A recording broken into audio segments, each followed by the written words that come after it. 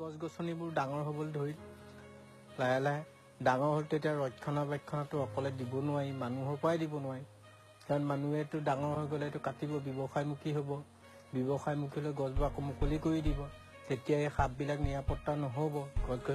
এতিয়া সেইখন হাবি অত্যন্ত অৰণ্য হোৱাৰ কাৰণে 115টা হাতী তাতে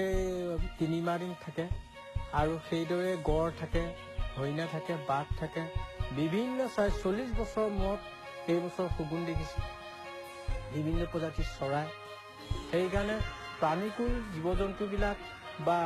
মানুহ এবিধ প্ৰজাতিয়ে একেহে জীৱটো একেই